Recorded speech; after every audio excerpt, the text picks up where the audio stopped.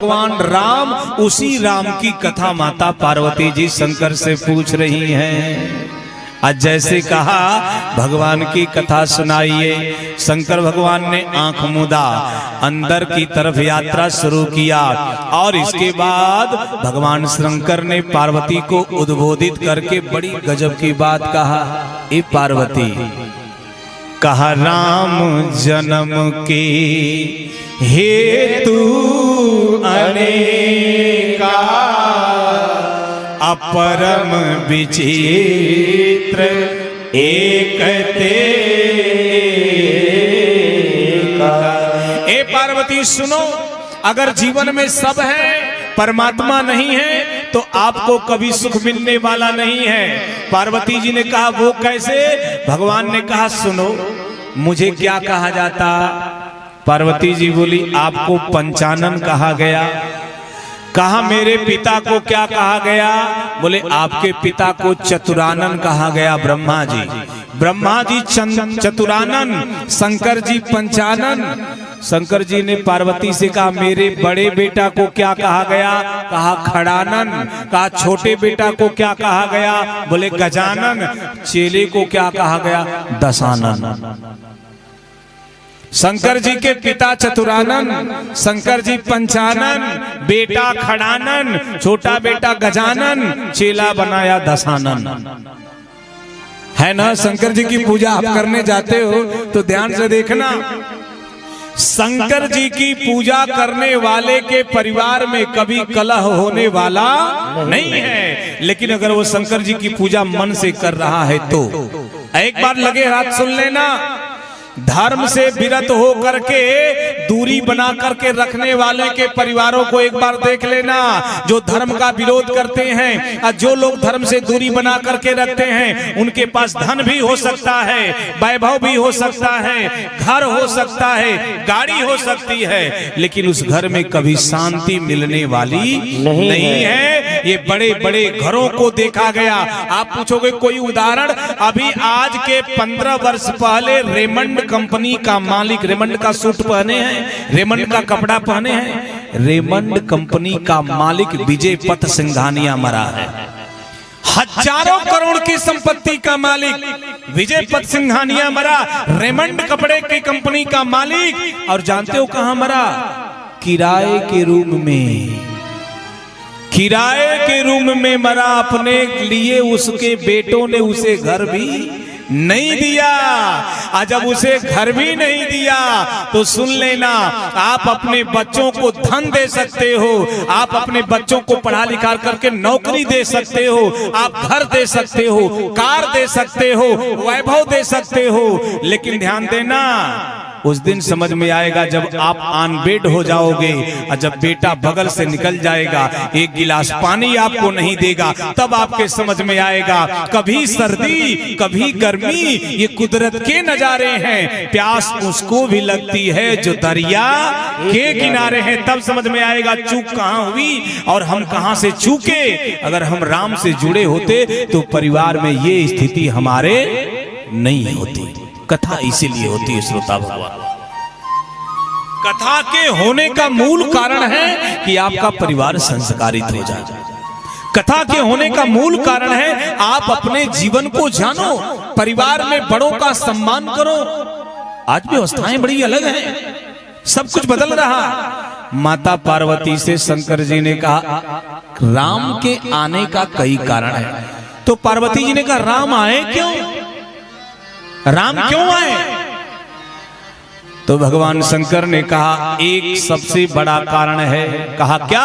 कहा सो केवल भगतन हित लागी, परम कृपाल प्रणत अनुरागी। भगवान केवल और केवल भक्तों को दर्शन देने के लिए धराधाम पर आते हैं। अगर राम नहीं आए होते तो ईमानदारी से कहूं हम और आपको पिता के सम्मान की व्यवस्था का क्रम मालूम नहीं चलता। तो पार्वती जी ने शंकर जी से एक प्रश्न पूछा, ऐसा सरकार एक दो कारण बताइए उनके जन्म का। तो भगवान बोल बैठे, इस पार्वती को ध्यान से देखे, आज आपके पक्ष की कथा कहूंगा, ध्यान से सुनिएगा।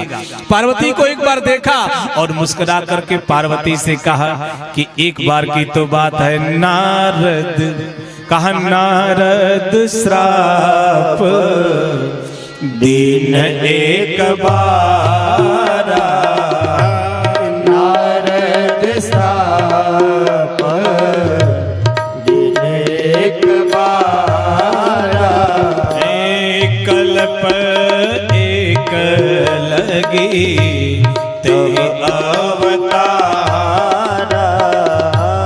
कल्प एक लगी अवतारा,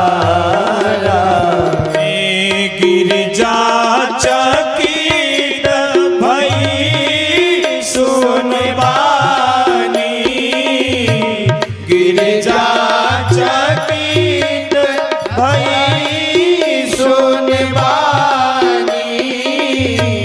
नारद विष्णु भगत पुनि ज्ञानी, नारद विष्णु भगत सुनि ज्ञानी, नारद विष्णु भगत पुनि ज्ञानी, नारद विष्णु भगत पुनि ज्ञानी।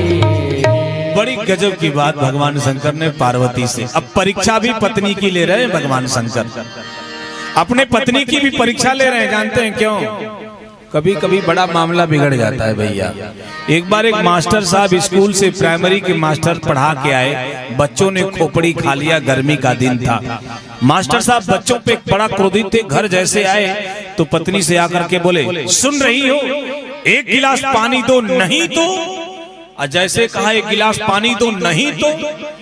पत्नी भी उसी वेग में बोली, और नहीं दूंगी तो बोले तब ठंडे ही पी लूंगा। सारा टेम्परेचर गिर गया, जितना उठा हुआ टेम्परेचर था गिर गया। यहां गजब की बात भगवान शंकर बोल रहे हैं पार्वती से। भगवान शंकर ने पार्वती से कहा, एक बार नारद जी ने श्राप दिया। किसे श्राप दिया? नारद श्राप देने के बारा। किसे श्राप दिया? बोले भगवान विष्णु को श्राप दिया।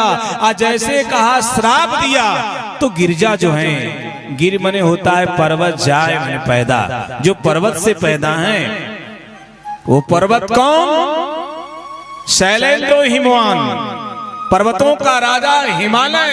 हिमालय की पत्नी मैना, मैना के गर्भ से माता पार्वती, इसलिए उनका नाम गिरिजा भी पड़ा। गिरिजा चकित भई सुनबानी, माता पार्वती तो बड़ी गजब से एकदम व्याकुल हो गई। शंकर जी ने कहा, इतनी बेचैन क्यों हो रही हो? इतनी बेचैन क्यों हो रही हो? पार्वती जी ने कहा, ए जी बेचैनी के बाद तरुआ कहते बानी, का कहत बानी जी? बोले बताई, हमार गुरुदेव नारद बाबा। बोले हाँ, थोड़ा भोजपुरी हो जाए, भोजपुरी बा ना, भोजपुर बा। हमार गुरुदेव नारद बाबा। बोले हाँ नारद बाबा। अरे कहा, मेरे गुरुदेव जब नारद बाबा हैं तो वो श्राप दिए किसे? बोले विष्णु भगवान को। बोले विष्णु भगवान उनके नाथ हैं, उनके स्वामी हैं, उनके प्रभु हैं, उनके मालिक हैं। नारद विष्णु भगत पुनि ज्ञानी। नारद भगवान तो विष्णु के भक्त हैं और उसके बाद मेरे गुरुदेव ज्ञानी हैं। जानते हैं क्यों? बोले इसी नारद ने पार्वती के हाथ को देगा था तो बताया था, जोगी जटिल अकाम मन नगनय मंगल भेष, अस स्वामी यही कह मिलही अपरिहस्त यश रेख। हाथ दे करके बचपन में 5 वर्ष की बेटी, मैं आज के 3 वर्ष पहले आया, 3 वर्ष पहले इसी धनगामा में सरविंद के यहाँ मैं ठहरा था। 2023 में आया, उनकी बेटी क्या नाम है उसका, गुनगुन या ऐसे कुछ नाम है, वो जो है मुनमुन, वो सुबह शाम तुलसी जी के यहाँ दिया जलाती थी। वो समय था, मुझे याद है, ये परिवार से ही संस्कार मिला। हम लोगों की सेवा करती। ये साधु संतों और धर्म के प्रति जो बच्चे और बेटे और बेटी को शिक्षा दी जाती है कि धर्म के प्रति अनुरक्त हो, तो जो बेटी अपनी माँ के द्वारा धार्मिक रूप से पाली और पोसी जाएगी, वह बेटी जिस घर में ब्याहेगी वह घर स्वर्ग हो जाएगा। फिर किसी सास को समझाने की जरूरत नहीं पड़ेगी। अन्यथा क्या कहें, आज के दौर की बात, जब बेटी जाती है ससुराल में ना, जैसे जाती है, 2 दिन बाद अगर मम्मी का, इनके माता जी का फोन गया, तो ये फोन उठाएंगी, बेटी का हो, का कर तारू, रोटी बनाओ बानी, तुहार जेठान वो बैठल बानी, अच्छा महारानी है हुए, अभी नैहरे से आग लगावल शुरू। घर में आग कैसे लगती है, ऐसे ही संस्कार मायके वालों ने ससुराल वालों के प्रति ऐसी कुत्सित भावनाएं भर दी। सुन लेना, ये सत्य आप बोल रहा हूं, यहाँ बैठी हुई सास भी होंगी, माँ भी होंगी, मेरी बात को सुन लेना। मैं इसलिए कह रहा हूँ कि माता मैना ने गिरजा को संस्कार दिया, जो अपने गुरु के लिए अपने पति से भी बोल बैठी, मेरे गुरुदेव कभी गलती करने वाले नहीं हैं, इसलिए बोल रहा हूँ। ये नैहर वाले ससुराल में ऐसा आतंक मचाते हैं कि बेटी काम भी करती है और किसी बात को लेकर के कहां सुनी भी अगर परिवार में हो जाती है तो तुरंत फोन आता है, अब मामला डिवोर्स तक पहुंच जाता है। ये परिवार की स्थितियां हैं। अब पहले परिवार कैसा हुआ करता था, पहले अगर पति पत्नी में झगड़ा हो जाए ना हो माताजी, तो चिट्ठी लिखे, चिट्ठी तो अपन ननद के ना दे कि ननदी बता दे सास से, तो बगल वाली ननद के बुलवा में, तो एक आध दिन बाद आवे, तो वो अंतरदेशी जाए, डाक में पड़े, तो 15 दिन पहुंचने में लग जाए। 15 दिन बाद जब चिट्ठी मिले नहीं है, तो माई पढ़े तक बाऊ से कहे इनके जाओ देखो लड़किया की बड़ी दुखी बात है, देखा था लेके आवत। अब 15 दिन बाद जब बाऊ पहुंचते थे बेटी के ससुराल, आज जैसे घर में जाते थे देखते थे कि जिस पति की शिकायत चिट्ठी में लिखी है उसी पति के साथ बैठ करके चाय पानी कर रही है, हंस रही है, विवाद वहीं खत्म हो जाता था, क्योंकि 15 दिन की गैपिंग हो जाया करती थी। अब जैसे कुछ हुआ, मम्मी मरला डटना, मम्मी वहां से फोर्स लगा के फेंक देनी, परिवार में लग गई लाग, विखंडन।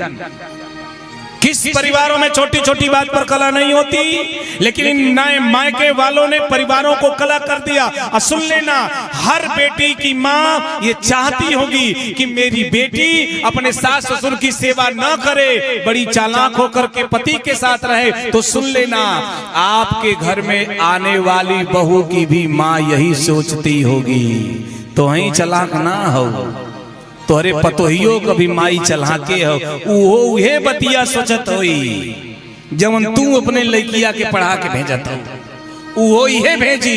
इसलिए कर भला तो हो भला।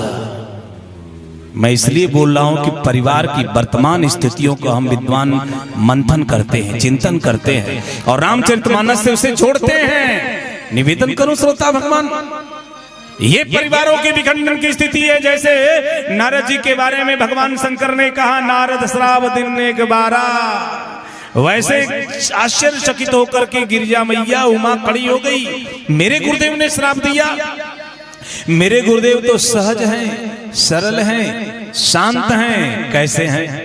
का हर हाल में खुश रहना संतों से सीख जाए, हर हाल में खुश रहना संतों से सीख जाए, हर हाल में खुश रहना, हर हाल में खुश रहना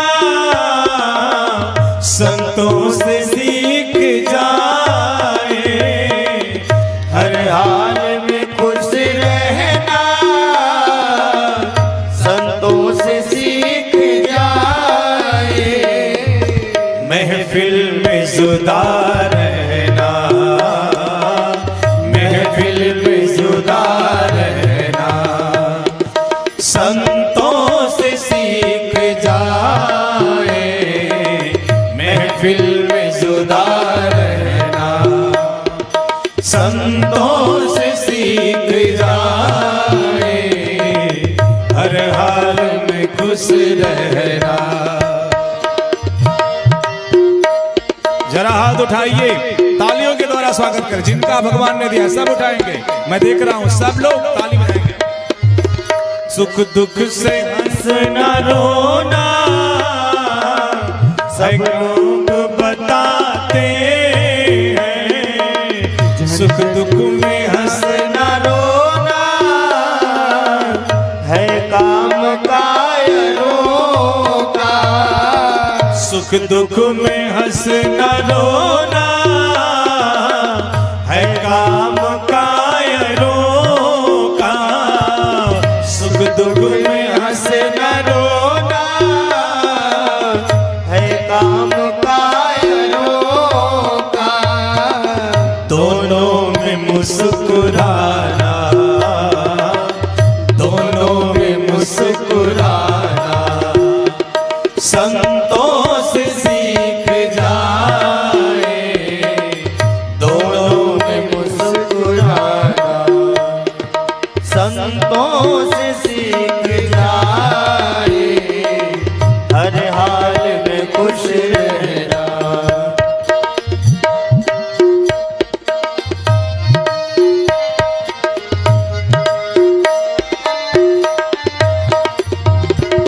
झंझट से भाग जाना सब लोग बताते हैं, झंझट से भाग जाना सब लोग बताते हैं, झंझट से बच जाना सब लोग बताते हैं, झंझट से भाग जाना सब लोग बताते हैं, झंझट से बच के रहना, झंझट से बच के रहना, संतों से सीख जाए, झंझट से बच के रहना, संतों से सीख जाए, हर हाल में खुश रहना।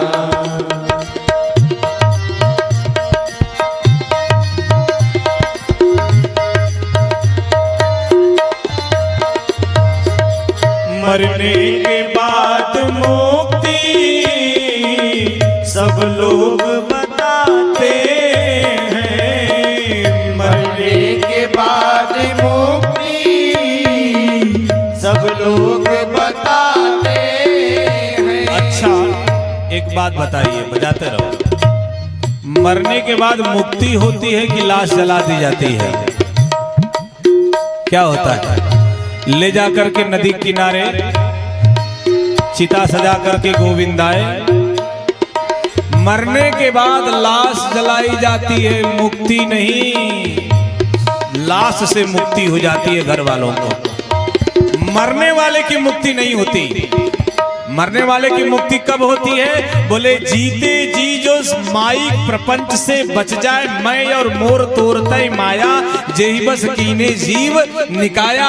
जो मैं और मेरा के चक्कर में फंसा है, ये मैं और मेरा का भाव जिसका छूट गया वो मुक्त हो गया। इसलिए संत कहते हैं मरने के बाद मुक्ति सब लोग बताते हैं, मरने के बाद मुक्ति सब लोग बताते हैं, जीते जी मुक्त होना, जीते जी मुक्त होना, संतों से सीख जाए, जीते जी मुक्त होना, संतों से सीख जाए, हर हाल में खुश रहना, हर हाल में खुश रहना,